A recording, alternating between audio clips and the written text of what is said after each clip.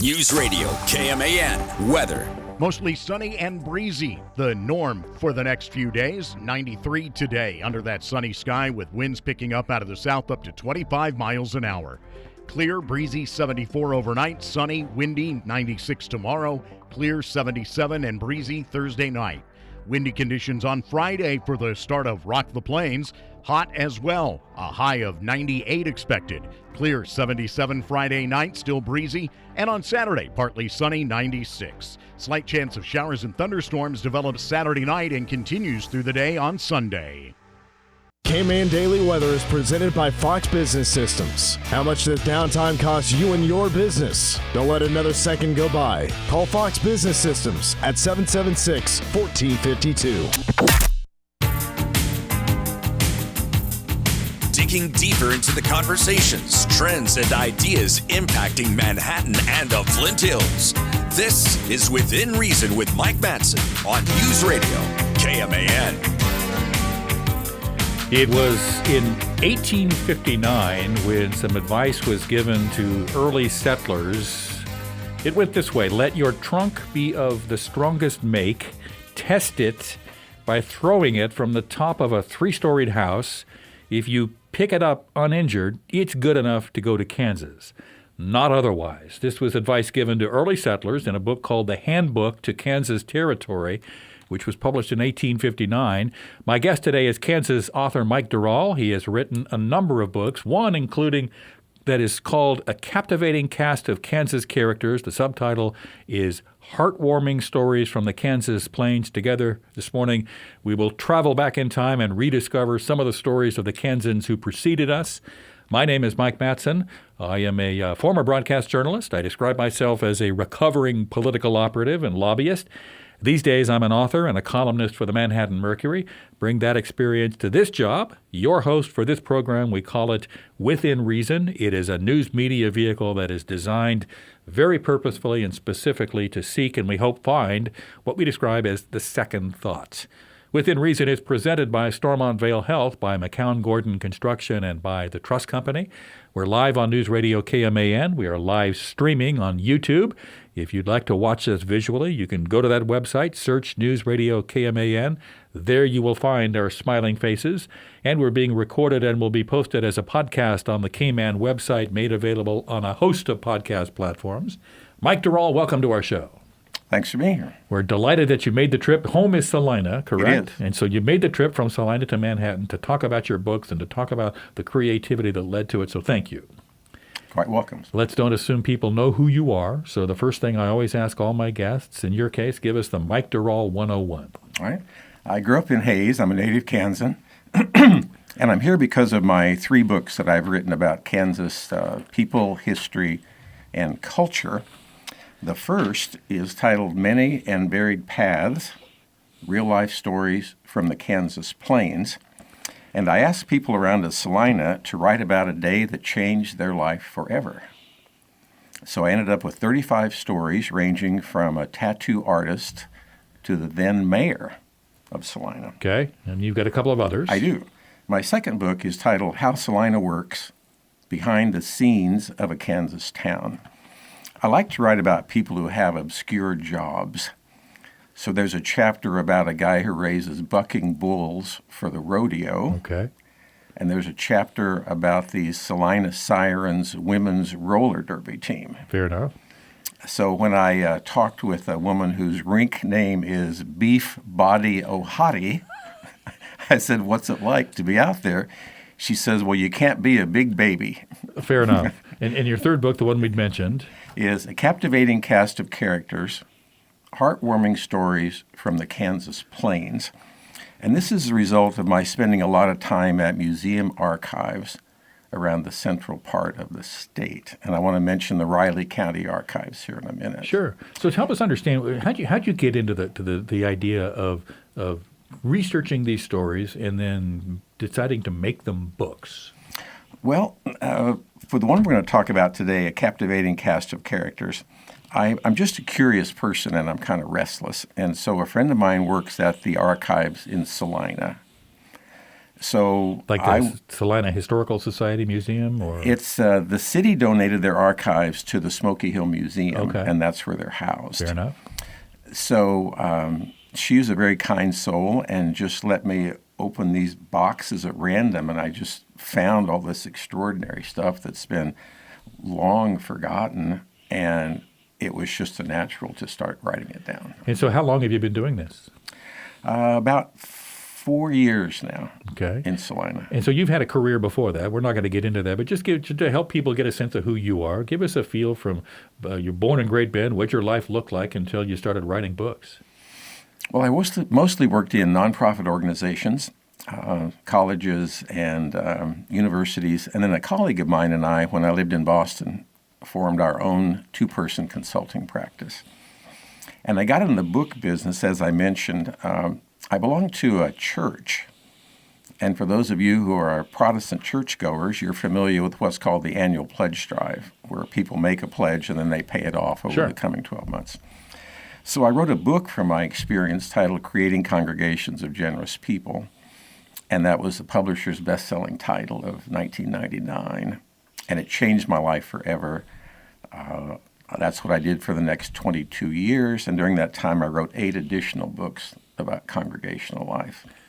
I'm not a theologian. I write books that are like how to run a railroad. Sure. How do churches do things? Structure and process. Exactly. Fair enough. Our guest is Mike Durall. He's the author of a book called The Captivating Cast of Characters, subtitled Heartwarming Stories from the Kansas Plains.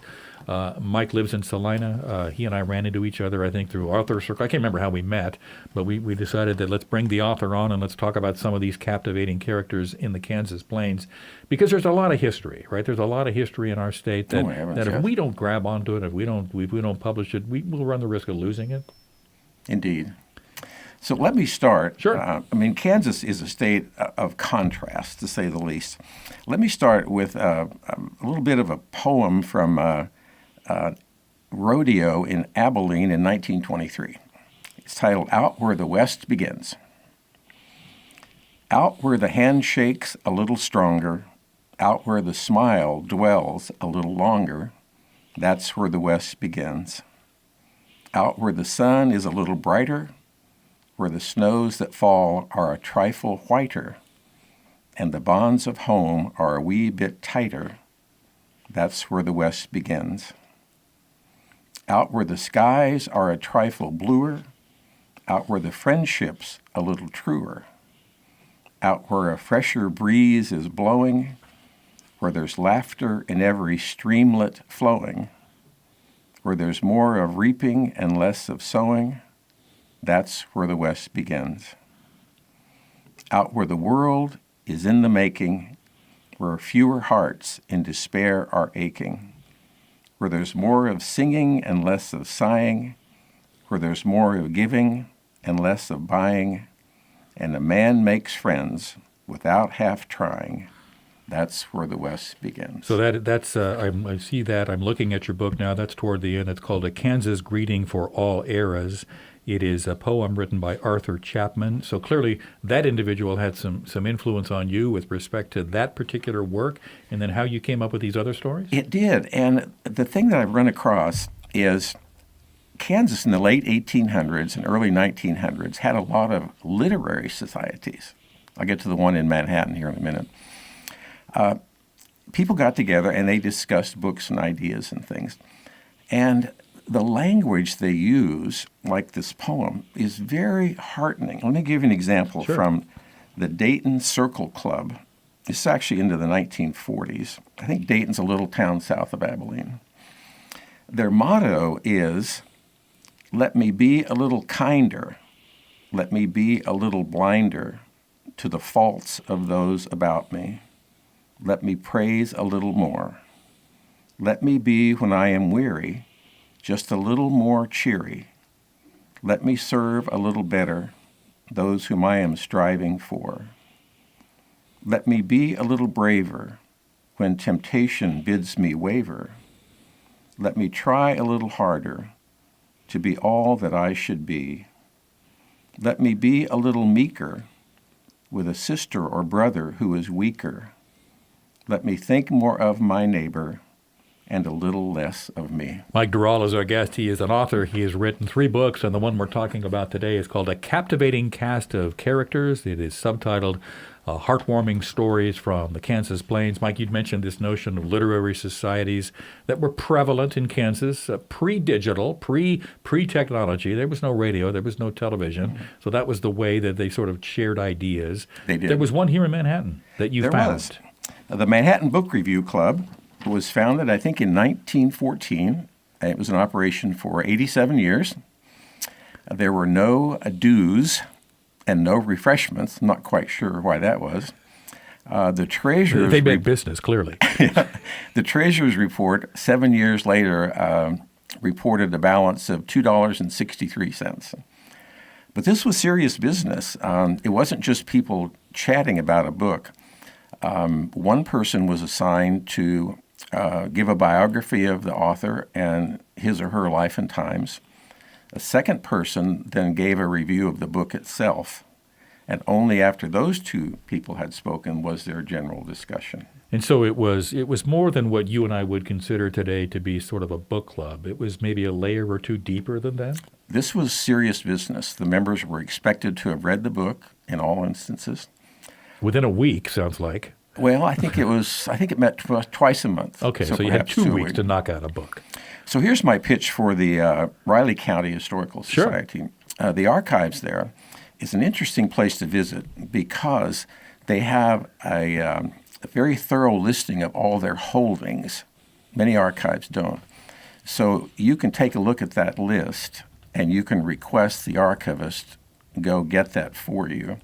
The archives here are not like a public library where you can just browse the stacks. Sure. They ask you to be seated at a table and they bring things to you. It's not a lending library. Right. And that's how I ran across the Manhattan Book Review Club. That's awesome. Mike Durall moved to Salina about 3 years ago to be closer to his grandchildren who lived there. He lived in Mexico for a while and before becoming a freelance writer had a lengthy career as a consultant to nonprofit organizations. We will have more with Kansas author Mike Durall as Within Reason continues. Stay with us. This is Within Reason with Mike Matson on News Radio, KMAN. At Stormont Vale Health, high-quality care is right around the corner. Stormont Vale Health is more than just a hospital. We're an essential part of your community. Our commitment to quality healthcare means investing in the most skilled and talented providers and cutting-edge medical technology. Our investment in your well-being doesn't stop there. We also support various nonprofit programs throughout the communities we serve. Visit StormontVale.org and discover how we can serve you. Stormont Vale Health, high-quality care, closer to home. At Midland Exteriors, we get service calls just like every other contractor. But here's the surprising part. Most of them aren't even for work we did. Each year we receive hundreds of calls from homeowners asking us to come fix what another company messed up. It happens all the time. The biggest issues? Cheap builder-grade materials that fall apart in just a few years, and sloppy, rushed installation jobs by crews that are just trying to get in and out as fast as possible. We don't do that. At Midland Exteriors, we use only premium, long-lasting products. Infinity by Marvin fiberglass windows, seamless steel siding, and seamless aluminum gutters. The good stuff. And we take our time to do the job right. We replace rotted wood, we add missing insulation, we fix what most companies ignore, because details matter. So, skip the frustration and skip straight to quality. Call Midland Exteriors at 855-735-8255 or head to midlandexteriors.com. That's 855-735-8255 or midlandexteriors.com. It wasn't long ago that air conditioning wasn't a standard luxury item found in businesses and homes. Can you imagine life without it now? The heating and air industry has changed through the years, but one company has remained constant since 1981. For over 40 years, M&S Plumbing has kept Manhattan and the surrounding communities cool. M&S repairs all brands and offers 24-hour emergency service. So if your AC needs serviced, call on a name you can trust. Call the experts who care. M&S Plumbing, Heating, and Air. Got a face for radio and a voice that won't quit? Good news! Manhattan Broadcasting is hiring for on-air staff. No experience? That's okay. We'll teach you how to push buttons, crack jokes, and pronounce Wamigo like a local. All you need is a killer personality and the drive to learn. This is your chance to talk for a living and not get in trouble for it. Apply now and let the mic be your stage. Go to manhattanbroadcasting.com/jobs for more info. Manhattan Broadcasting Company is an equal opportunity employer. Kansas weather can be unpredictable. If you're listening to us and you hear these beeps, that means that we're expecting or experiencing severe weather within the Cayman listening area. Once a watch or warning condition has been handed down by the National Weather Service, we activate these beeps to indicate that you should keep listening as important weather information may follow. So again, if you hear this, stay tuned for weather information here on News Radio KMAN, your trusted voice for severe weather. KMAN's Morning News, tomorrow morning 6 to 9. This is Within Reason with Mike Matson on News Radio, KMAN. Mike Durall was the champion sentence diagrammer in his 6th grade English class and majored in English at Fort Hays State University. Today he lives in Salina and writes, including a book called A Captivating Cast of Characters, which is subtitled Heartwarming Stories from the Kansas Plains. So we got to ask you about this sentence diagramming championship in 6th grade. Was that in grade band? This was in Hays. Okay. Mrs. Anderson was one of my favorite teachers ever. She was in her 60s. She dyed her hair jet black. And she came into the class the first day and she said, if you're at home and someone knocks on the door and says, who's there? Do you say, it's me or it is I? And she said, you'll learn the difference in 6th grade English, and it will change your life forever. And clearly, you learned the difference, and clearly it changed your life forever, just in terms of how you approach what you do. It did. And in fact, I have some postcards at home that have diagrammed sentences on them. And there's a quote from Gertrude Stein, who once said, there's nothing quite so thrilling in life as diagramming sentences. So our guest is Mike Durall. He's an author. He lives in Salina. He's written a host of books, including one we're talking about today called A Captivating Cast of Characters. And we will get into some of the other captivating characters as we go along. But right now we're just trying to get to know Mike a little bit better with respect to how he approaches this idea of writing. So the 6th grade sentence diagramming championship, that stuck with you? Do you think about that when you're having conversations with other people? Help us understand how writers interact with the world related to how they do their job. You know, the only time I think about diagramming sentences is when I send people postcards. For me, I didn't publish my first book till I was 53. I actually never thought I could write a book. A friend of mine who is a writer encouraged me. I write nonfiction. I fall into the category of write about what you know. So I wrote about my work primarily. I write about Kansas from the archives and what people tell me. So for me, I've never suffered from writer's block because I don't really have to think up a lot of stuff. But I do spend inordinate amounts of time editing the work I do. And one of my favorite writers is Francine Prose, Prose, and she writes about how you pare down those words into the minimal number of words you need to express what you want to say. And there's a great satisfaction in every one of those words being in the right place. Our guest is Mike Durall. He is an author of a book called A Captivating Cast of Characters, Heartwarming Stories from the Kansas Plains. He lives in Salina, was kind enough to make the visit over here today to Manhattan to have this conversation. You'd mentioned you don't suffer from writer's block, right? No. Is that out of the ordinary for authors and people like you? I can only say from a nonfiction writer, that's my experience. If I've tried to write fiction, and I just don't have the imagination. And I've known people who've worked on novels for years. I know one woman in McPherson, she's a book designer. She said she's worked on her novel for 30 years. I don't have the patience to do that. At some point, the 30-year project will either happen or it won't, right? With the way that works. Mike Durall is our guest. He's an author. He has written a book called A Captivating Cast of Characters, Heartwarming Stories from the Kansas Plains. So it's a book that is basically a chock full of short stories is probably inaccurate in how you describe your essays. How do you describe? Yeah, most of the chapters are only a page in length. Some are actually less than that. But they're just unbelievably charming. Can we go to a few examples? Give us a couple of examples, and then, Okay. then as you do that, we'll chat about the process in which you go about writing this and finding that, because I'm sure part of it is you get an idea, but then you have to do some research and kind of get a feel for how it's done. Oh, indeed, indeed. And in fact, one of the humbling things about being a writer is you feel like you write golden prose, and you're just so proud of it. And I reread when I'm working on a book manuscript, and I just love what I've written. And then you wake up one morning and you read it and you think, how could I be so stupid to have written something like this? Earlier in my career, I had the good fortune to manage individuals that were involved with communication, right? And so we would have conversations about what project are we working on. Let's spend some time figuring out what the messaging is and what's the narrative. And my advice was always, don't assume anyone is going to read this. Well, there's that. All right, what do you got for us? Well, in contrast to the flowery language we started off with in the poetry, the first chapter in my book is titled Never a Dull Moment in Kansas. And it goes, over the decades, Kansas has experienced catastrophes of biblical proportion.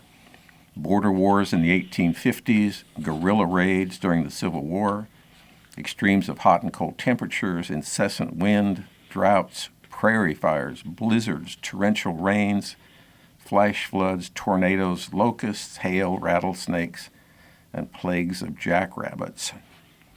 And the persecutions of nature were also accompanied by disasters of the human sort. Charlatans, grifters, outlaws, gunslingers, impostors, quacks, swindlers, con men and women, horse thieves, cattle rustlers, mortgage schemers, fakes, and frauds. So when you think about what you just described, right, and those of us who are native Kansans who have lived here all of our lives are familiar with the history, right? At some point, the legislature said we need to teach Kansas history in public schools. Mm-hmm. I was part of that generation, so I got to learn that when I was a kid. So there are sort of two. When I think about Kansas history, when I think about Kansas and everything that has happened before today, there are basically two big sort of narratives. One is this: we are a pastoral, production agriculture, hard-scrabble, independent, one for all and all for one narrative. And then there's the stuff that created our origin. And it was bloody, right? And so you try to walk both those lanes? Well, I do. Evidently, alcoholism was just a terrible problem as well, too. It gave rise to the Women's Christian Temperance Union. Fair enough. But in one of my books, there's a chapter about the county jail in Salina. So I did some poking around and read about other jails in Kansas. Dodge City had a jail called the Cooler. It was a hole 15 feet in diameter and about 20 feet deep. And if you got in bad with the law, they would tie your feet together and they would lower you down in that hole. I'm not quite sure how they kept you down there. I'm not sure how they got you out either. Probably had to haul you back out with a hook. Eventually. So, like I say, in terms of contrast, it's sort of the best of the best and the worst of the worst we've seen here in Kansas. Mike Durall is our guest. He is an author. He has written a book called A Captivating Cast of Characters, Heartwarming Stories from the Kansas Plains. So this is chock full of stories like the one that you just led with. Help us understand how you get this material. How do you come across the ideas? I don't really have to come across ideas, Mike. I just, when I go to the archives, I will just say to the archivist, they usually ask you what you're looking for, and I sometimes say, I'm not really sure. You'll know it when you see it. Yeah, so I'll start with clubs and organizations, and so they give me these archival boxes. Oftentimes, the archivists themselves don't really quite know what's in there. So it's just this serendipitous process that I open this box, I have no idea what's there, and I just am amazed by it, and I just write it down. It's so simple. So give us a sense. There are historical societies, I think, in each of the counties, right? There were many of them. Museums and this sort of thing. So have you visited all 105, or give us a feel for how many you've been to? Well, I've visited the ones that are in relatively close proximity to Salina. Middle of the country, middle of the state. I've been to Abilene, to Lindsborg, McPherson, Lyons, Great Bend, La Crosse. By the way, if you haven't ever been to the Barbed Wire Museum in Brush County, Kansas, in La Crosse, yep. That is a wonderful place. It's actually one of 4 buildings there. And clearly you've been to Riley County, right, over here. Yeah. And then in Hayes. Right. So you walk in, you introduce yourself, that you tell the archivist or the clerk or the individual that's in charge who you are and what you're doing, and they bring out a box full of stuff, and you just spend some time going through it? Absolutely. Okay. And so how long does that take? I mean, is that you knock that out in 10 minutes? Do you give yourself a couple of days? I'm usually, after about 4 or 5 hours, I'm starting to wear down a little bit. Okay. Some archives ask you to call in advance, and the Riley County Archives are one. It's very respectful to them. They usually will ask you what you're looking for in advance, but you don't have to be all that specific. Some archives, they'll just will let you wander around. They're usually staffed by retired school teachers and things who aren't really trained archivists. Sure. So you'll gather the data, you'll gather the material, you'll have sort of raw material that I assume you'll take notes from, and then you go home and what's your writing process like? What I do is I take along my iPad and I take photographs of the pages and things that I want to write about. Usually they're much lengthier than I can put into my books, and so then that's where my so-called writing comes in, is paring down the verbiage, and then I always give credit to where I found, to the source of where it came from. So you have a little journalist in you. Absolutely. Fair enough. Mike Durall writes a weekly column for something called the Salina 311 newspaper, which focuses on Kansas people, culture, and history. He has authored a book titled A Captivating Cast of Characters, subtitled Heartwarming Stories from the Kansas Plains. Our dialogue with Mike Durall will continue. Stay with us. This is Within Reason with Mike Matson on News Radio, KMAN. I'm Alex Schnell, proud new owner of Lemunian Dryout and Foundation Repair. We're committed to continuing the tradition of top-notch customer service you've come to expect. Whether you're dealing with a burst pipe or storm damage, our water mitigation team is ready to act fast and protect your home from further damage. If you suspect mold, don't wait. Our mold remediation experts will identify and safely remove it to keep your indoor air healthy. Breathe easier with our professional duct cleaning services, which remove dust, allergens, and buildup from your HVAC system. And if your home shows signs of settling or cracking, our experienced team handles foundation repair with precision and care. No matter the challenge, we've got the tools and expertise to get the job done right. Call us today at 1-800-528-5535 or visit lemunian.com. Lemunian Dryout and Foundation Repair, proudly serving Kansas for over 50 years and now locally owned. Leave it to Lemunian, we're your dry and safe basement pros. I'm Brad Jones, owner of Home of the Flint Hills, where every day is designed with you in mind. We offer a warm, secure, and inspiring home for seniors where independence is honored and your choices always comes first. Experience beautiful, private residences filled with luxurious amenities and a dedicated team of compassionate caregivers. At Home of the Flint Hills, we're more than just a senior living community. We're a place where you're respected, empowered, and free to live life your way. Enjoy the comfort of staying in one place as your needs grow. That's true age-in-place living. Visit homeoftheflinthills.com to schedule your tour today. Join the original influencers, influencing for over 60 years, and discover how you can turn your passion for media and sales into a rewarding career. Manhattan Broadcasting is looking for creative, hardworking individuals who have a passion for helping businesses grow through traditional and digital marketing platforms. Qualified candidates should be creative, great at building relationships, and most of all, success-driven. Apply now with the top-rated media company, Manhattan Broadcasting. Send your resume to jobs@manhattanbroadcasting.com. Our client success is your success. The clock is ticking toward a new K-State football season. 17 days. As Farmageddon kicks off the season in Ireland on News Radio KMAN. Avery fakes, gets away for some pressure, rolls to the left side. Now he's going to run the ball. 10 to the 5, to the house. Wildcat touchdown. Don't miss a snap this season.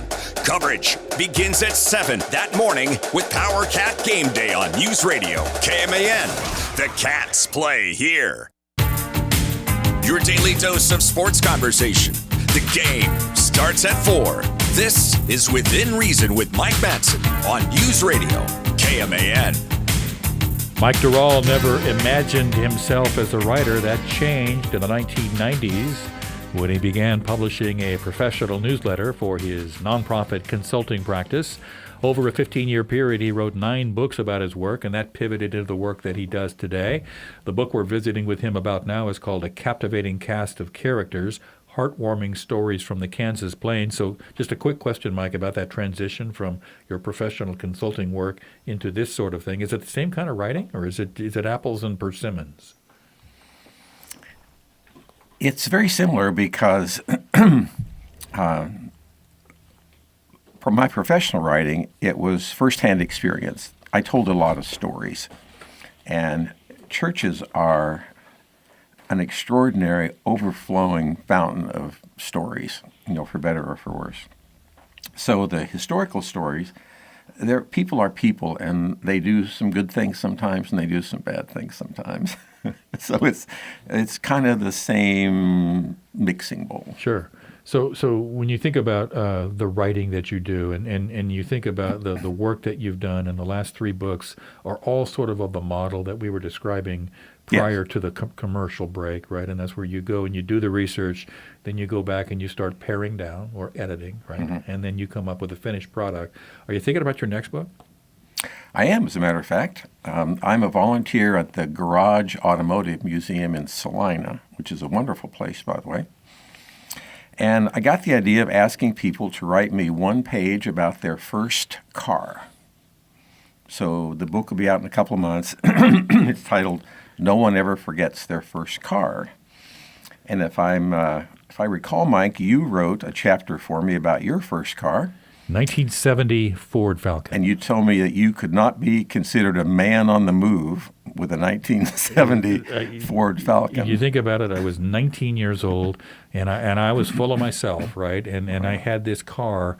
All my friends were driving Datsun 240Zs or Mustangs or Camaros, and here I am chugging along in this 1970 Ford Falcon. So yeah, there was a lot of self-esteem wrapped up in that. So you've had others that have written similar stories. Give us a sense of that book and who all has contributed. The people I wanted to get in the book are the local car dealerships, Long MacArthur and the other major dealers. But I would just see people at random in coffee shops and places, and I'd say, hey, do you want to write about your first car? Because as the title suggests, no one ever forgets their first car. And they have these extraordinary memories, first dates and dragging mane, and a lot of guys, their dads or uncles helped them learn to fix cars. Sure. Back in that era. And so each story I got seemed to be more astonishing than the one before. Mike Durall is our guest. He is an author. He has written a book called A Captivating Cast of Kansas Characters, Heartwarming Stories from the Kansas Plains. Mike, we were sharing some of the bits of it, and maybe it's time for another one. You had talked in here about a joke, a Kansas joke that you wanted to share with us. And, I do. and so I'll let you just pick it up and take it from there. All right. Excuse me. 3 boys grew up together in Kansas. Later in life, one moved to California and another moved to New York. The third remained in Kansas to farm. They agreed that when their final day on earth came, they would all be cremated and buried near each other. Eventually that day came. The New Yorker and the Californian were each put into the furnace and were reduced to ashes. The Kansas farmer was put in the furnace next. When they pulled him out, he said, "Another 3 days of hot weather like this, boys, and the wheat will be ready to harvest."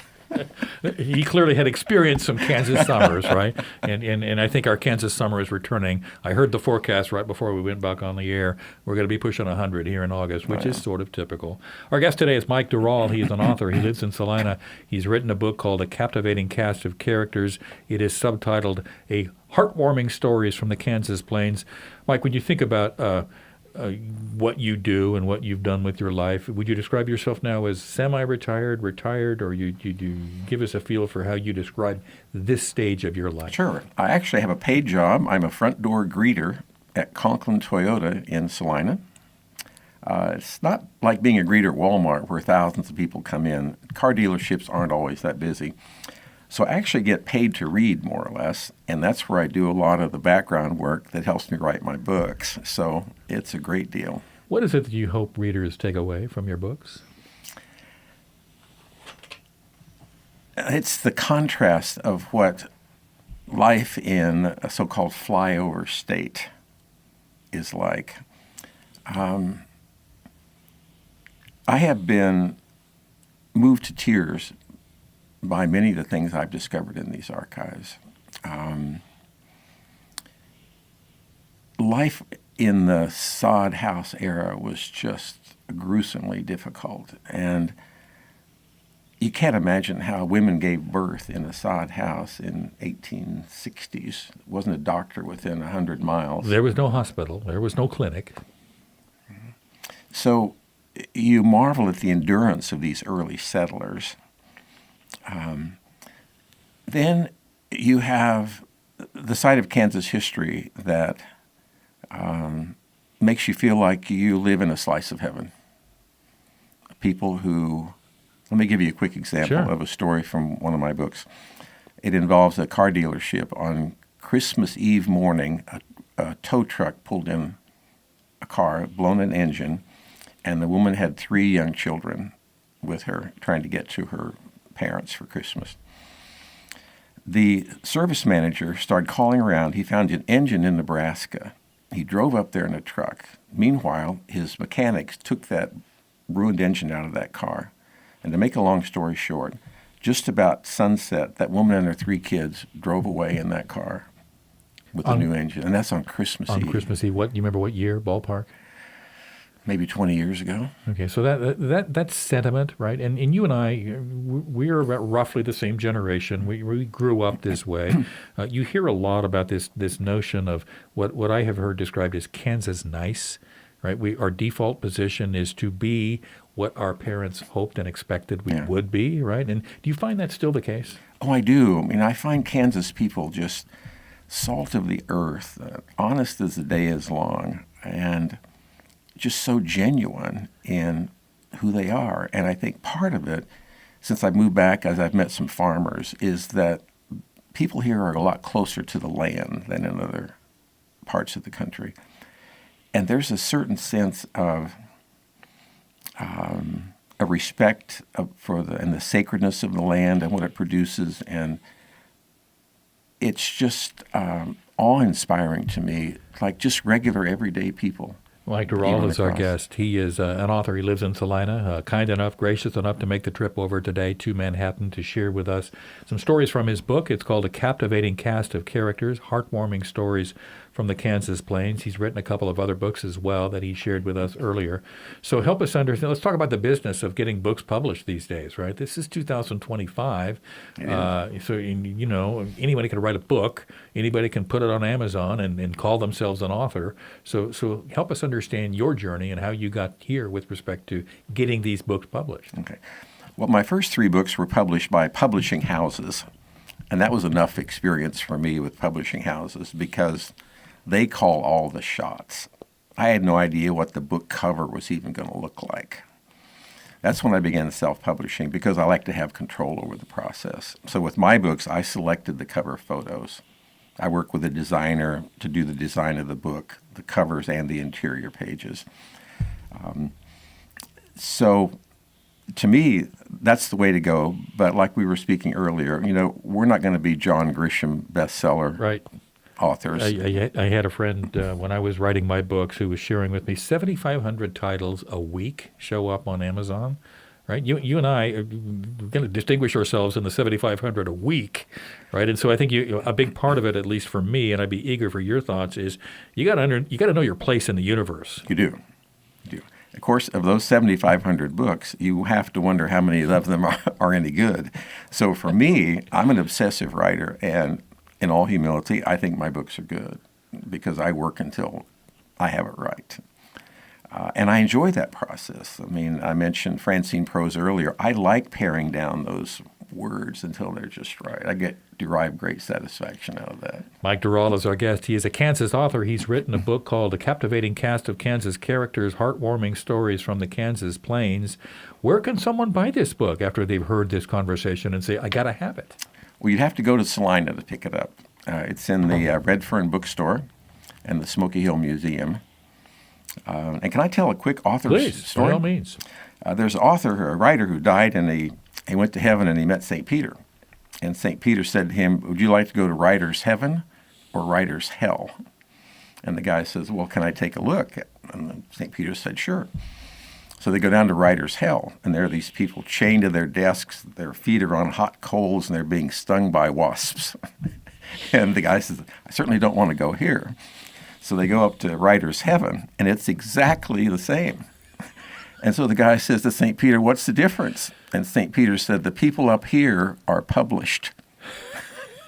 Mike Durall has a podcast. He has titled it 4-Minute Stories from the Kansas Plains. It's available wherever you get your podcasts. Spends a lot of time poking around museum archives in the middle of our state. We will land the plane with Kansas author Mike Durall when we return. The Trust Company is an independent, locally owned wealth management and investment company founded right here in Manhattan in 1992.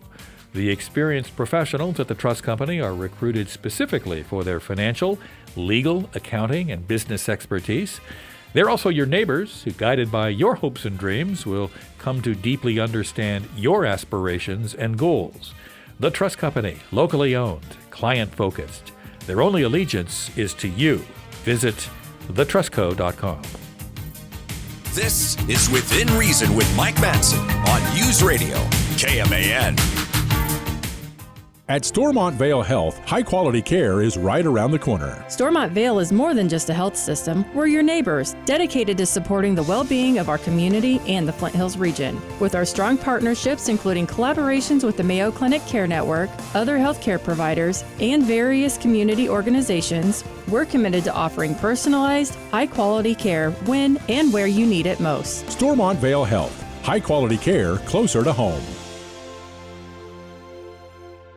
Manhattan Broadcasting is keeping it local. Dollars spent locally today help build a better community for tomorrow. WTC Fiber Internet is on its way to all of Manhattan. Sign your home or business up today at WTCKS.com. No contracts, no data caps, or overage fees. Fast, local, reliable. WTC Fiber Internet. Sign up today at WTCKS.com. It's time for spring cleanup. Find what you need in the brands you love at Midwest Ace Hardware. Make yard cleanup easy with Ego or Stihl trimmers and blowers. Fertilize and seed your lawn with Scotts. And enjoy cookouts all summer long with Traeger, Blackstone, Weber, or Big Green Egg. Ace is the place with the helpful hardware folks. For a once-in-a-lifetime experience, engagement ring shopping simply can't be duplicated on a computer screen. At Fifely Jewelers, you'll be pleasantly surprised by our pricing compared to buying online, and we offer financing. Plus, you'll have peace of mind by shopping locally with Fifely Jewelers. Manhattan Broadcasting is keeping it local. Find more great local businesses plus special deals and offers when you keep it local on our website. Hi, I'm Malia McKinney with L&L Advisors, and I still believe in the power of an old-fashioned handshake. There's a better way to handle Medicare, one that starts with a real conversation, real information, and no sales pitch. I'm an independent advisor, which means I'm not tied to just one company. I will shop multiple plans to find the right fit for you. Whether you're retiring soon, new to Medicare, or reviewing your current plan, understanding your options is key. Medicare is too important to leave to guesswork. Let's walk through it together and see how I can help you save money and gain peace of mind. Malia McKinney, L&L Advisors, local, genuine, and here for you. As the seasons change, our commitment to severe weather doesn't. No matter the time of year, we always keep you informed. Severe storms, flash floods, tornadoes, even blizzards. We track every storm to give you accurate, up-to-date information. We're always watching so you don't have to. News Radio KMAN, your trusted source for severe weather updates. When the storm hits, we've got you covered. Powered by Candlewood Veterinary Clinic, Manhattan Wrecker, Hummel Tree Service, and Tall Grass Windows. Kansas City Chiefs football is back. Mahomes, clean pocket. Going long, left, and it's caught! Left side, touchdown! Kansas City! The Chiefs go for a 44-yard bomb! Saturday, live from State Farm Stadium in Glendale, Arizona. It's the Chiefs and Cardinals. Pre-game starts at 6. Here on your home for Kansas City Chiefs football. Your home for the Kansas City Chiefs. News Radio KMAN. This is Within Reason with Mike Matson on News Radio KMAN. Mike Durall says the greatest compliment he has ever received came from a reader who told him, "Your text is so clear, you take me by the hand, lead me down the path, and don't get me lost." He has found his way this morning to Manhattan, Kansas to talk about his writings. He's from Salina. That's a pretty good compliment. Indeed. So when you think about that probably is as a result of what you described earlier of your taking purposeful time to, I would use the word edit, right? Get down to the sentence diagram. Fair? Absolutely. So you spent a lot of time in museums. You spent a lot of time in historical societies. You spent a lot of time gathering material. You had to have come across some interesting tidbits about our state and our history. Let me give you a few here. Lay them on us. In 1903, the Kansas legislature passed laws against public hypnotism and snake eating. Wichita prohibited outdoor billboards advertising whiskey and women in tights. And while we're in Wichita, the Wichita police chief issued an order for police officers to shoot the tires of automobile speeders. So given my career, right, of being involved with politics and government and being sort of adjacent to how laws are made, each of these strike me as somebody had an idea, and it may not have been fully thought out before they gathered support for the idea. Is that a fair assessment? Well, it makes you wonder how prevalent hypnotism and snake eating in public actually was. Well, I've often learned in my experience when conversations like that occur, I often stand up and say, well, there's one voice. Is there someone that agrees with that, right? And if there is, you can figure out if there's a consensus and move forward. But clearly these things happen. Indeed. Here are a couple more. These are in the late 1800s. 40 men at Baker College were suspended for watching a women's basketball game. Junction City cut off half the town's electric lights because of revenue lost from closing saloons. Let's see here. So clearly the Chamber of Commerce and those that are interested in espousing economic development involved in that conversation because they recognized that there's money to be made and had to get back there. Well, getting back to the legislature. Sure. The Kansas Spiritualists Association and the Divine Science Association objected to a Senate bill which would require all healers to pass a state examination. There was, in my career, when I worked in Topeka, there was an organization, and this has been in the last 20 years, an organization called Kansans for Life at its Best. And it was an anti-temperance group, right? And so they were fighting the vestiges of what you described earlier as temperance. And my argument to this guy was always life at its best, right? Isn't that up to the individual to determine how in fact their life is at its best? But so help us understand, Mike, when you think about and when you go about doing this, right? How do you balance your writing with the other aspects of your life? Well, to me, it's just a great gift to be able to do what I do. It's like the old saying, if you love what you're doing, it really isn't work. So, I mean, I just relish the time that I can sit down and work on this stuff. And so you'd mentioned earlier you have a day job, and it clearly is involved with helping you understand that your role, you need to be visible, right? You need people to know who you are. Yeah. And in my day job, the Conklin Company has a policy that all customers entering the store are greeted immediately. Which and that's makes what sense I do. because their end game is to sell a car, right? You want to build that relationship when someone walks in the door. Exactly. Makes perfect sense. And so, I get paid to do what I'm doing now, just to talk with people. Sometimes when the financing is complicated, people might be in the dealership for a while. And so I'll just wonder, where are you from? What brings you to town? And sometimes I'll talk with people like I am with you for 45 minutes or so. Yep. And it's a skill, right? It is you have the gift, and it's something you've learned over your career. I worked a lot with politicians earlier in my career, and my advice to them was always, you have to be an extrovert, right? You can't stand against the wall if you expect to get elected. It's the same thing, just with respect to how you do your work. You pay attention to people. Sure.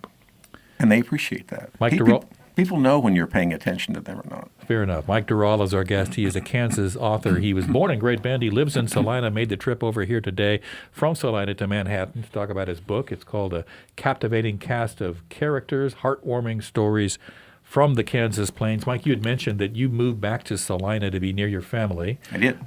Grandchildren, and give us a sense of where they are in their lives. The grandkids are 14 and 12. Okay. The granddaughter, the older one, starts at Salina South High School next week, I believe. And so what do they think of Grandpa as an author? When I publish my books, I pretty much put it in their faces, and I say to them, I want to see your name on a book cover someday. And they say, okay. And I said, I'm not going to let you forget that. Okay. And so they're clearly proud of Grandpa in terms of what he does, right? Do they understand yet? They're at the age where they understand the meaning of history and what it means to them. And I'll sometimes read some brief excerpts like we've done here today about the police chief saying his officers could shoot tires and things like that. Fair enough. Mike Durall is our guest. He's an author. He lives in Salina, made the trip over here from Salina today to talk about his book. A captivating cast of characters. He is old school, right? Indeed. So if you want to buy this book, you have to go to a bookstore in Salina, Kansas. You do. To do that. So let's share that data with us once again. Salina has a wonderful new independent bookstore down on Santa Fe called Red Fern. And my books are also at the Smoky Hill Museum in Salina. What advice do you have for aspiring authors? You just have to have a stick-to-itiveness. You can't believe that every word you write is going to stay in the same place. And I've heard authors sometimes say when they write a page, they realize they'll edit and revise that one page 7 times before it gets to where they want it to go. But I think you have to have some innate spark inside you to do that. And if you have that spark, I think that will carry you through. Do you have people that surround you that you trust to help advise you and give you thoughts and insight on what you write? So what's that look like? Well, I have lunch with 5 of the guys every Thursday. 3 of them are published. So we share book ideas and sometimes bring in sample pages that we'll share back and forth. Editors, to me, are angels come down from heaven who make authors look smarter than they really are. Because the author's greatest fear is that you'll say something stupid and nobody will catch it before it goes into print. Well, it's a great point, right? It's like it's really easy for people to fall in love with their own words. Oh, my heavens, and so it never hurts to run it by someone that you trust and that you can know that's going to give you some good advice. Yeah. Mike Durall has been our guest today. We appreciate him coming over. He gave his time and talent for sharing his creativity in the form of the books that he has written. They're aimed at helping us not to forget our ancestry, our history, and from whence we came. Our gratitude as well today to Gwen King. She choreographs the technical aspects of this effort on our program called Within Reason. Also, gratitude to Emily Porter, who helps us with social media on Within Reason. Tomorrow on this program, we will welcome Chris and Brandy Miller. They are with an outfit called Tritica Biosciences, based in Wamego, Kansas, and they are pushing the frontiers of synthetic biology. They've shared with me sort of a one-pager of what they're doing. It is high-tech biology. I told them we got to dumb this down because we got to talk to me like I'm a 3rd grader. So that's what we'll do tomorrow. Find out about all of that good stuff. Friday, we'll wrap up our summer series of one-on-one interviews with the candidates for the Manhattan City Commission when we welcome Martha Sweeney. Guests on our program, Within Reason, fall entirely within the domain of my judgment. I have learned throughout my life and the course of my experience in Kansas and on this planet that my judgment is made better with input and insight from others. Therefore, if you have an idea for a guest or a topic, find me on the K-Man website podcast tab and shoot me an email. Thanks very much for listening. We're bringing the studio to your screen. Within Reason live on YouTube each day. Subscribe now and join the conversation. Manhattan's first for news, sports, weather, and talk since 1950. This is News Radio KMAN, Manhattan. Jeffrey Epstein's imprisoned co-conspirator gave to a top Justice Department official. CBS's Katrina Kaufman. She didn't say anything that would harm President Donald Trump. Ghislaine Maxwell said Trump never did anything in her presence that would cause concern. This was so unusual to have the Deputy Attorney General go and personally interview Ghislaine Maxwell, a convicted felon. The family of the late Epstein accuser, Virginia Giuffre, suggests Maxwell's getting preferential treatment. Her brother, Sky Roberts, was on CBS Mornings. For her to be moved to a minimum security prison, which essentially is for white-collar crimes, when it's been reported across the board that they made an exception for this. And so it's highly convenient that after she had these conversations with various members of the administration, that there's now being some sort of preferential treatment. Overseas, correspondent Ramy Inocencio reports U.S. envoy Steve Witkoff met for several hours with Russian President Vladimir Putin in Moscow. The Kremlin is at least portraying that this meeting was positive. Useful and constructive conversation is how one Kremlin foreign policy aide said to state-run TV, has said that Putin and Witkoff did talk about the conflict in Ukraine and that the potential for improving U.S.-Russia ties was also there. This morning, President Trump signed an executive order to slap an additional 25% tariff on India for its purchases of Russian oil. That brings the combined tariffs imposed by the U.S. on India to 50%. Trump has weighed in on the Republican redistricting effort in Texas that prompted Democratic lawmakers to leave the state to block it moving forward. He says the FBI may have to get involved. Texas Republican Senator John Cornyn wrote to the FBI director Tuesday urging his agency to intervene. And last night, Texas Republican Governor Greg Abbott filed a lawsuit at the state Supreme Court to remove one of the House Democratic leaders, arguing his absence amounts to abandoning office. But that representative shot back, saying he's fulfilling his oath by blocking the GOP's plan. That's CBS's Ed O'Keefe. The Trump administration is pulling $500 million in funding for mRNA vaccine research projects. Health Secretary Kennedy calls the technology too risky, even though it's been used for COVID and flu vaccines.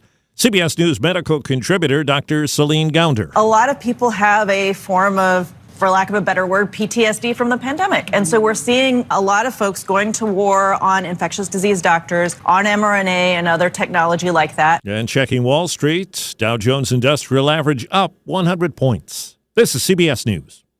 Sponsored by Progressive Insurance. Get renter's insurance to protect the things that make your place a home, including coverage for theft or damage. Visit Progressive.com. Hey, it's Mike Rohn. If I have a choice, I like to do business with companies that actually stand for something. That's why I switched from Verizon to Pure Talk. No offense to Verizon, I'm sure they stand for something. I just don't know what it is. Pure Talk, on the other hand, is a veteran-owned company that supports our military in a big way, and I appreciate that. Yeah, I also appreciate unlimited talk and text and plenty of data for half the cost of the big guys. And I do like being on America's most dependable 5G network for just $20 a month. But what I really appreciate is no contract, no cancellation fees, and Pure Talk's commitment to handle all their customer service in this country. I saw it for myself. I went to Georgia, I got a tour of their headquarters, I met their CEO, and I talked to the same customer service folks that you'll talk to when you dial pound 250 and say keyword micro. Switch today and save 50% off your first month when you dial pound 250 and say keyword micro. Pure Talk, a wireless company that actually stands for something. The truth is out about a familiar fast food character.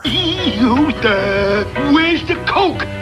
McDonald's confirms to the Daily Mail Grimace is a taste bud. Fast food fans have long speculated about the big purple blob, guessing he was everything from a milkshake to an alien. Grimace made his debut in 1971 as an evil, scaly, four-armed bandit who stole drink cups in McDonaldland. When Mickey D's realized it wasn't a good thing to scare young customers, they gave him a softer, more cuddly look. Deborah Rodriguez, CBS News. ESPN will continue to broadcast the NFL Draft as well as obtaining new digital rights for its upcoming direct-to-consumer service.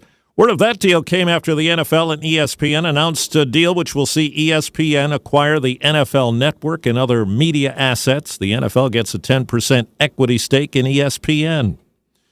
I'm Steve Kathan, CBS News. This is an important notice to all U.S. taxpayers. The IRS is giving away billions of dollars in tax savings through a federal program called the Fresh Start Initiative to aid K-Man Morning News brought to you by L&L Advisors. Local, genuine, and here for you. News Radio, KMAN, weather.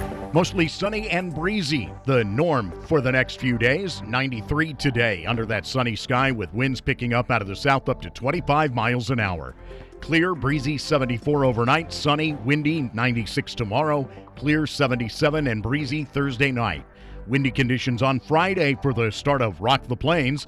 Hot as well. A high of 98 expected. Clear 77 Friday night, still breezy. And on Saturday, partly sunny, 96. Slight chance of showers and thunderstorms develops Saturday night and continues through the day on Sunday. Weather on News Radio KMAN is brought to you by Sunset Zoo. Memberships are a fun way to experience the zoo. Pick up your membership and enjoy the Sunset Zoo all year long. The Ramsey Show on News Radio KMAN is brought to you by the area's Edward Jones Financial Advisors.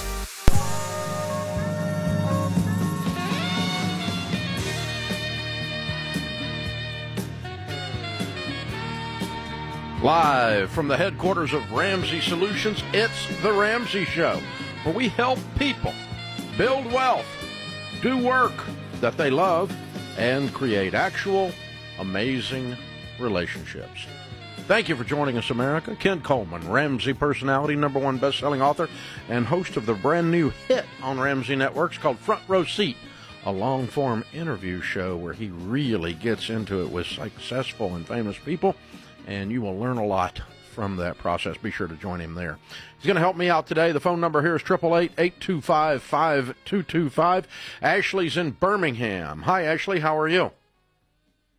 Hey, Dave. How are you? Better than I deserve. What's up?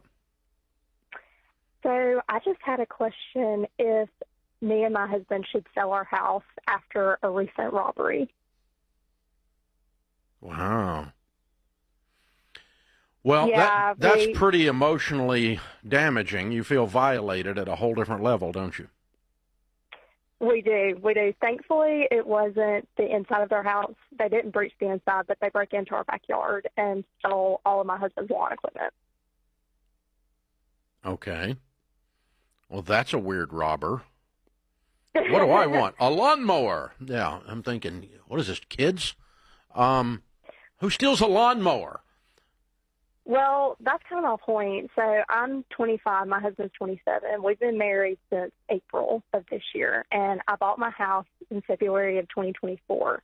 So we haven't lived in it long. My husband just moved in after we got married, and now this incident has happened that. So is this indicative of the neighborhood being trashy, or is this just a one-off weird thing?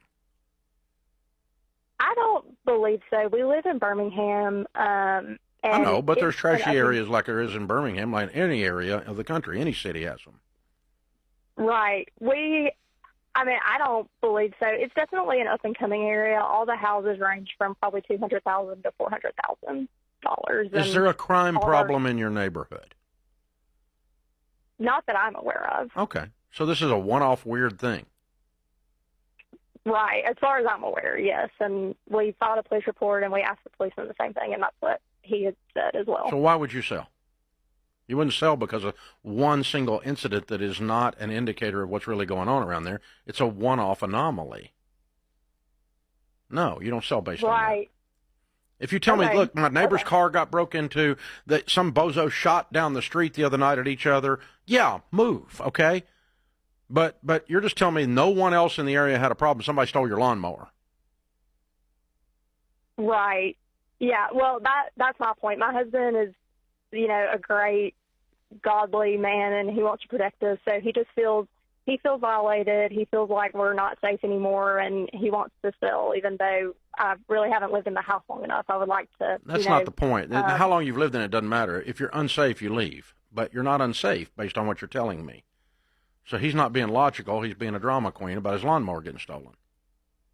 Okay. I mean, it's what you're telling me. You're telling me that. I'm not. Look, okay, I live in a gated neighborhood, very expensive homes that run from $1.5 to $10 million. Okay, somebody broke into one of those houses and went to the safe and stole.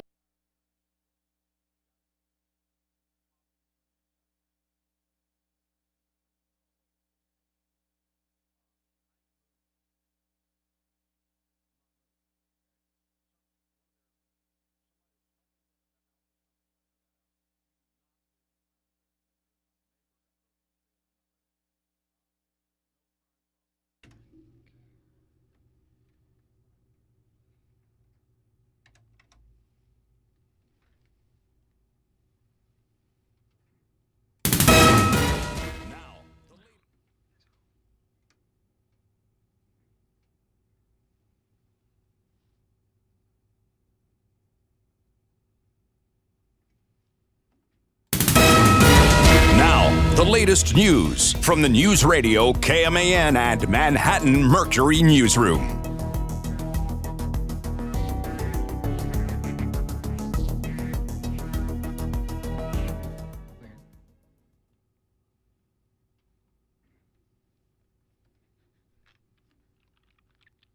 Manhattan City officials on Tuesday agreed to sell 8.5 acres of property on 3 lots within the Manhattan Business Park to Torgerson Electric Company.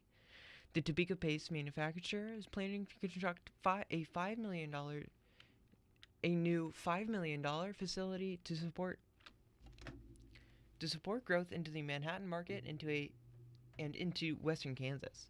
City manager Daniel Durall says the business park, which has largely sat vacant for many years, is building some momentum. We have been actively trying to market those sites and trying to recruit businesses to come in out there, and so we are, always trying to encourage and see what we can do to get businesses out there. And we know that we have a couple other vacant lots that are actually already in private ownership, and so we're always trying to work with those owners too to see if they're ready to move some kind of building in there that bring business and bring companies to Manhattan.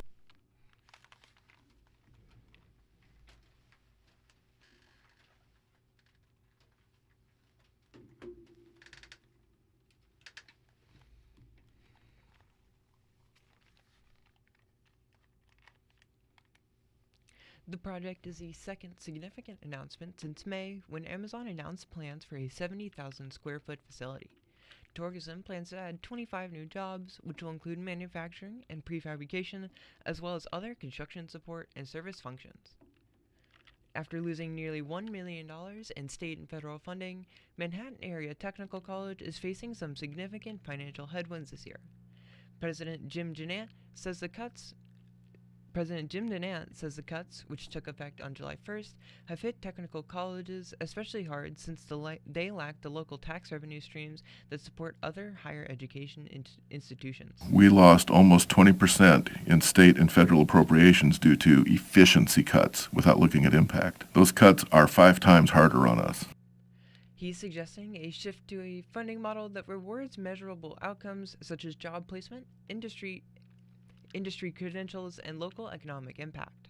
Our return is over 1,200% more than what we take in through public funding because we provide that local workforce that stays in the area, their employees, taxpayers, consumers. Despite the setback, Dinant says the MATC is strengthening partnerships with local employers, expanding programs, and seeking new ways to demonstrate its value to the community.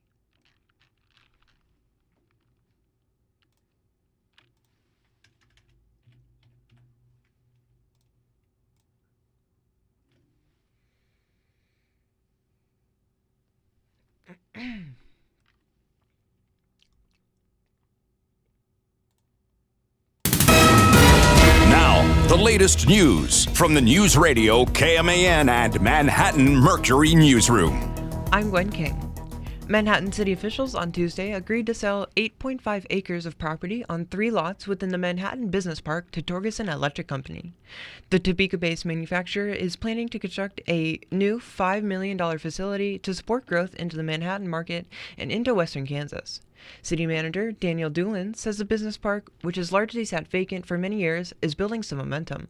We have been actively trying to market those sites and trying to recruit businesses to come in out there, and so we are, always trying to encourage and see what we can do to get businesses out there. And we know that we have a couple other vacant lots that are actually already in private ownership, and so we're always trying to work with those owners too to see if they're ready to move some kind of building in there that bring business and bring companies to Manhattan. The project is the second significant amount since May, when Amazon announced plans for a 70,000 square foot facility. Torgerson plans to add 25 new jobs, which will include manufacturing and prefabrication, as well as other construction support and service functions. After losing nearly $1 million in state and federal funding, Manhattan Area Technical College is facing some significant financial headwinds this year. President Jim Janant says the cuts, which took effect on July 1st, have hit technical colleges especially hard since they lack the local tax revenue streams that support other higher education institutions. We lost almost 20% in state and federal appropriations due to efficiency cuts without looking at impact. Those cuts are 5 times harder on us. He's suggesting a shift to funding models that reward measurable outcomes such as job placement, industry credentials, and local economic impact. Our return is over 1,200% more than what we take in through public funding because we provide that local workforce that stays in the area, they're employees, taxpayers, consumers. Our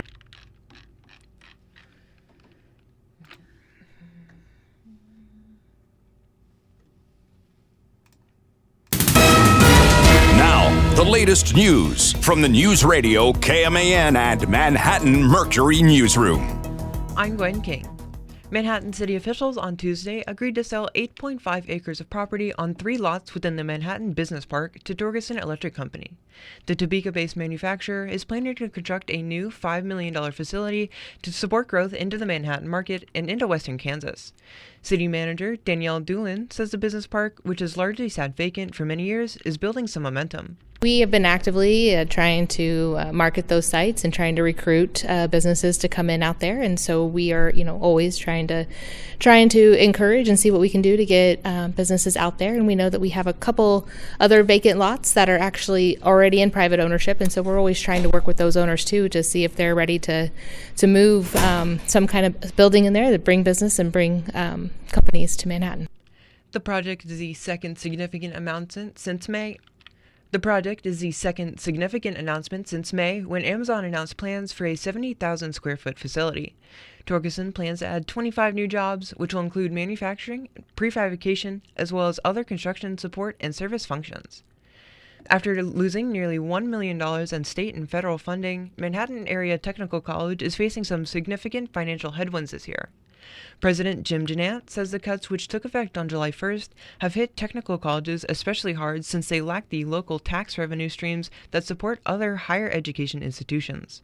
We lost almost 20% in state and federal appropriations due to efficiency cuts without looking at impact. Those cuts are 5 times harder on us.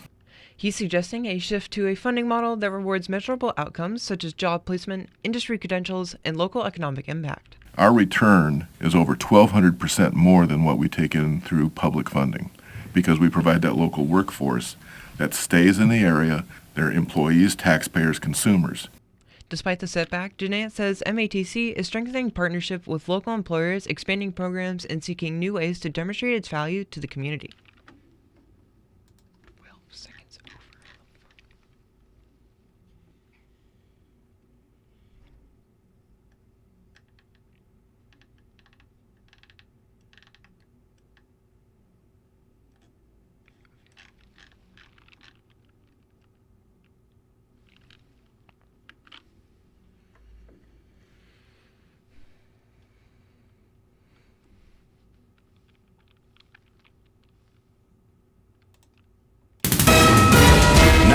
The latest news from the News Radio KMAN and Manhattan Mercury Newsroom. I'm Gwen King. Manhattan city officials on Tuesday agreed to sell 8.5 acres of property on 3 lots within the Manhattan Business Park to Torgerson Electric Company. The Topeka-based manufacturer is planning to construct a new $5 million facility to support growth into the Manhattan market and into western Kansas. City managers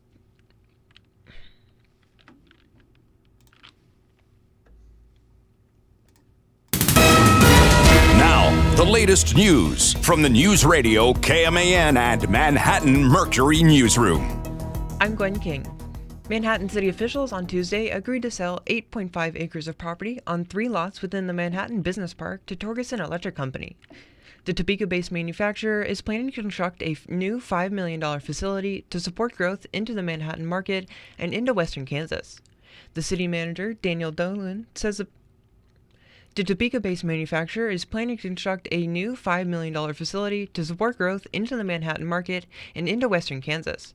City manager Danielle Doolin says the business park, which has largely sat vacant for many years, is building some momentum.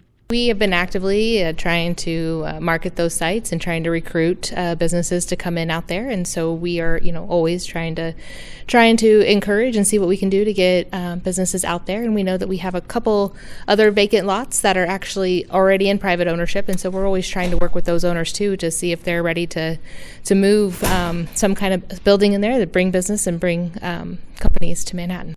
The project is the second significant announcement since May, when Amazon announced plans for a 70,000 square foot facility. Torgerson plans to add 25 new jobs, which will include manufacturing and prefabrication, as well as other construction support and service functions. After losing nearly $1 million in state and federal funding, Manhattan Area Technical College is facing some significant financial headwinds this year. President Jim Janant says the cuts, which took effect on July 1st, have hit technical colleges especially hard since they lack the local tax revenue streams that support higher education Damn it. Fuck. Okay.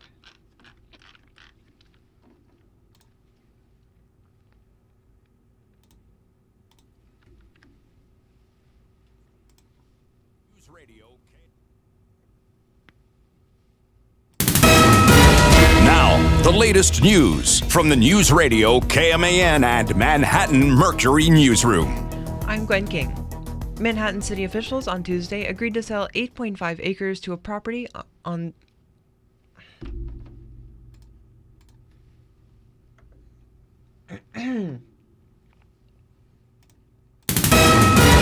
Now, the latest news from the News Radio KMAN and Manhattan Mercury Newsroom. I'm Gwen King.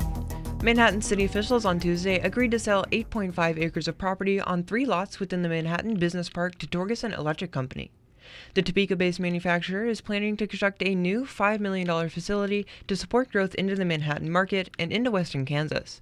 City manager Danielle Doolin says the business park, which has largely sat vacant for many years, is building some momentum. We have been actively trying to market those sites and trying to recruit businesses to come in out there, and so we are, always trying to encourage and see what we can do to get businesses out there. And we know that we have a couple other vacant lots that are actually already in private ownership, and so we're always trying to work with those owners too to see if they're ready to move some kind of building in there that bring business and bring companies to Manhattan. The project is the second significant announcement since May, when Amazon announced plans for a 70,000 square foot facility.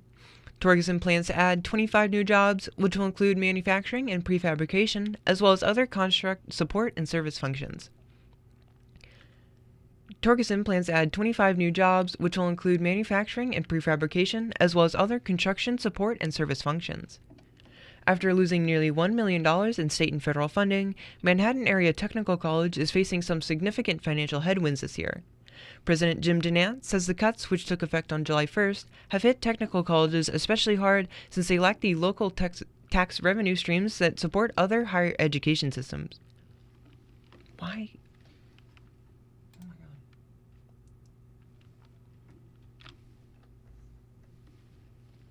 President Jim Janant says the cuts, which took effect on July 1st, have hit technical colleges especially hard since they lack the local tax revenue streams that support other higher education institutions.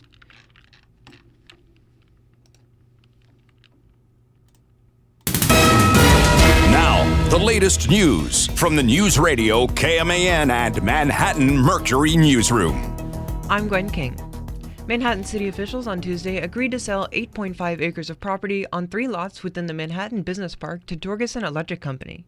The Topeka-based manufacturer is planning to construct a new $5 million facility to support growth into the Manhattan market and into western Kansas. City manager Danielle Doolin says the business park, which has largely sat vacant for many years, is building some momentum. We lost almost 20% in state and federal appropriations. Fucker.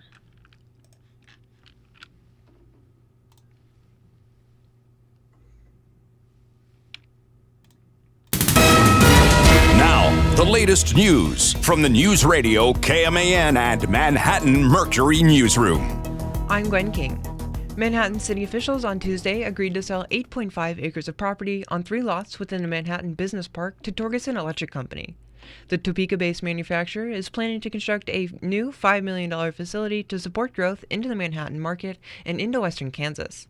City manager Danielle Doolin says the business park, which was largely sat vacant for many years, is building some momentum.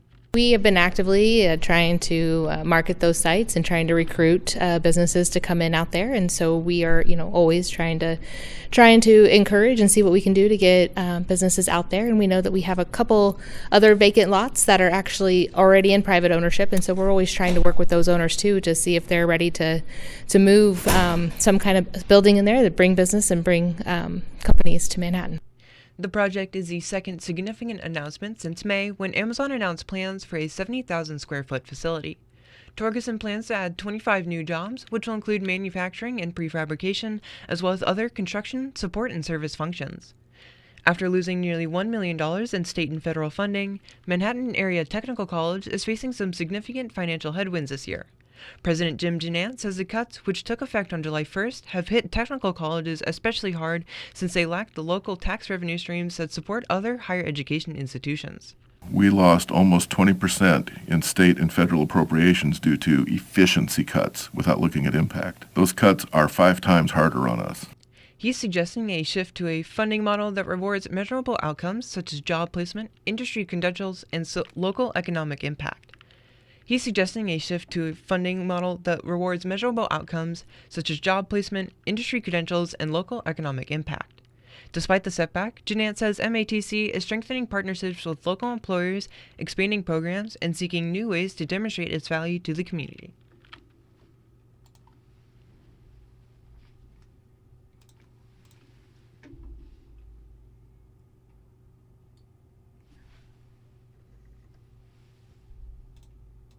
Doolin says the business park, which was largely sat vacant for many years.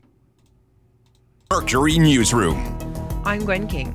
Manhattan city officials on Tuesday agreed to sell 8.5 acres of property on 3 lots within the Manhattan Business Park to Torgerson Electric Company. The Topeka-based manufacturer is planning to construct a new $5 million facility to support growth into the Manhattan market and into western Kansas. City Manager Daniel Doolin says the business park, which was largely sat vacant for many years, is building some momentum. We have been actively trying to market those sites and trying to recruit businesses to come in out there, and so we are, always trying to encourage and see what we can do to get businesses out to Manhattan. The project is the second significant announcement since May, when Amazon announced plans for a 70,000 square foot facility. Torgerson plans to add 25 new jobs, which will include manufacturing and prefabrication, as well as other construction, support, and service functions. After losing nearly $1 million in state and federal funding, Manhattan Area Technical College is facing some significant financial headwinds this year. President Jim Janant says the cuts, which took effect on July 1st, have hit technical colleges especially hard since they lack the local tax revenue streams that support other higher education institutions. We lost almost 20% in state and federal appropriations due to efficiency cuts without looking at impact. Those cuts are 5 times harder on us. He's suggesting a shift to a funding model that rewards measurable outcomes such as job placement, industry credentials, and local economic impact. He's suggesting a shift to a funding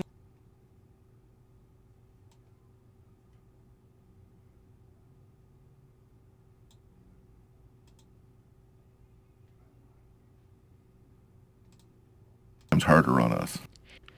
He's suggesting a shift to a funding model that rewards measurable outcomes such as job placement, industry credentials, and local economic impact. Despite the setback, Janant says MATC is strengthening partnerships with local employers, expanding programs, and seeking new ways to demonstrate its value to the community.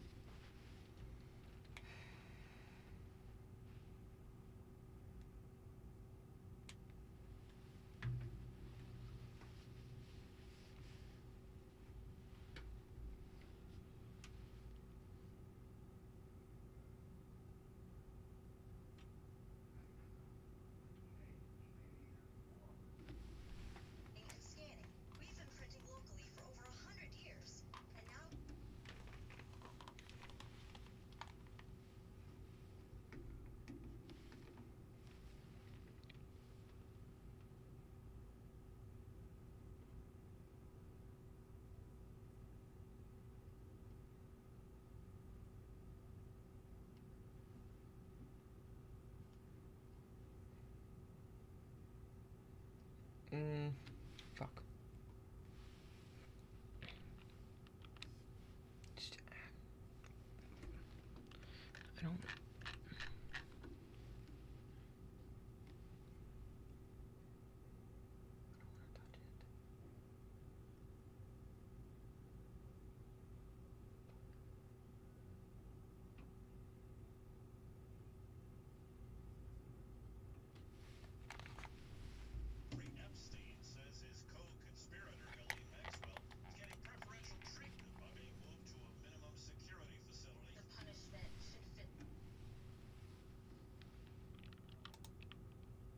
I don't. Okay.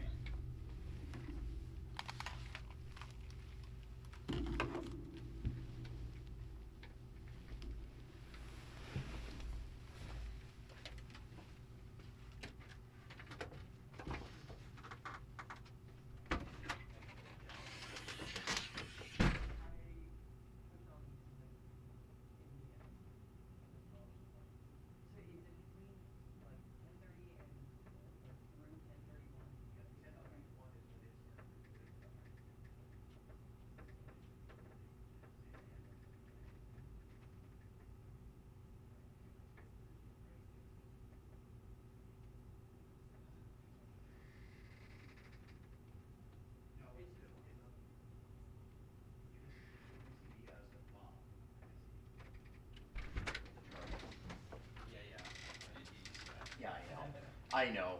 I would prefer that if we could record on a different computer, but we're not set for that, so it's, yeah, trying to do the best we can with the situation.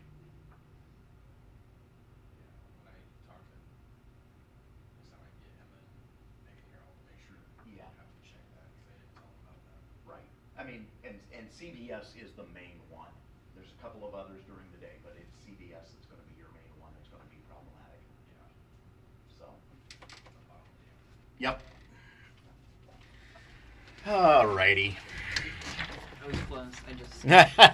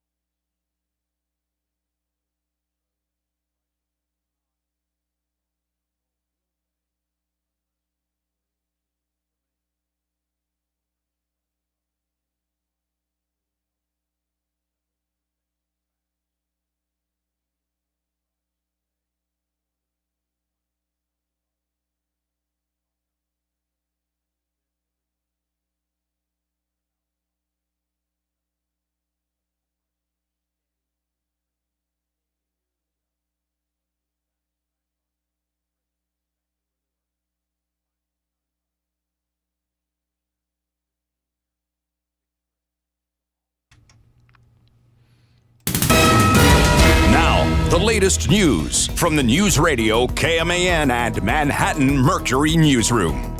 I'm Gwen King. Manhattan city officials on Tuesday agreed to sell 8.5 acres of property on 3 lots within the Manhattan Business Park to Torgerson Electric Company. The Topeka-based manufacturer is planning to construct a new $5 million facility to support growth into the Manhattan market and into western Kansas.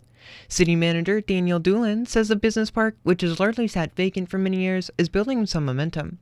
We have been actively trying to market those sites and trying to recruit businesses to come in out there, and so we are, always trying to encourage and see what we can do to get businesses out there. And we know that we have a couple other vacant lots that are actually already in private ownership, and so we're always trying to work with those owners too to see if they're ready to move some kind of building in there that bring business and bring companies to Manhattan.